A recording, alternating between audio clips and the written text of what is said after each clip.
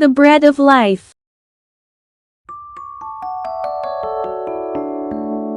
Jenny's family went out for a picnic again after a long time. As they were about to eat some bread, James spoke up. Jesus said that he is like delicious bread.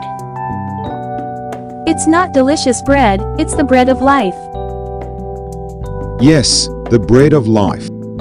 Honey, could you tell us a story about the bread of life? Sure, I'd love to.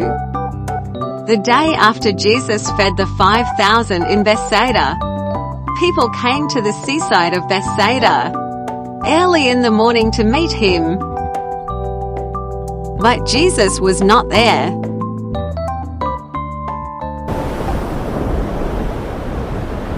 During the night, he had walked on the water and saved his disciples from a storm,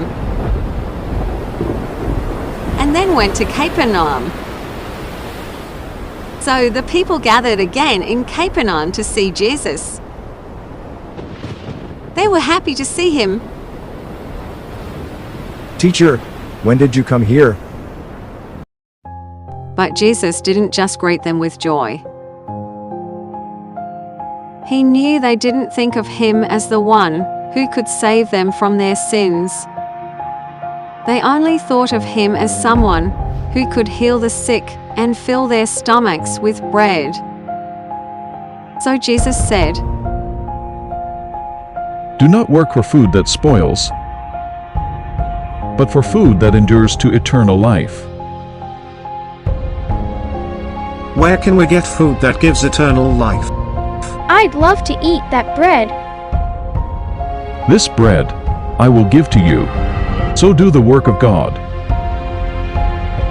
Are you saying you will give us bread that allows us to live forever without dying? What must we do? The work of God is this, to believe in the one he has sent. So you are saying we should believe in you. What work are you doing?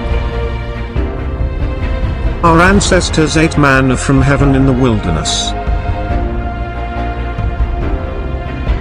Yes, your ancestors ate manna in the wilderness, but they still died. However, the bread that comes down from heaven will keep anyone who eats it from dying. Lord, give us that bread. Give it to me, too, Jesus. Let us eat that bread and not die. I am the living bread that came down from heaven. Whoever eats this bread will live forever. The bread I will give is my flesh, which I will give for the life of the world. When Jesus said he was the bread that came down from heaven, the Jews began to grumble. How can this man give us his flesh to eat? They were confused, wondering if he was telling them to eat human flesh. Is there a different meaning behind what Jesus said? It means that just as we eat bread, digest it, and gain strength from it, we must accept Jesus' words, think about them, and gain new strength to live by them. Jesus also said, Whoever eats my flesh and drinks my blood has eternal life, and I will raise them up at the last day.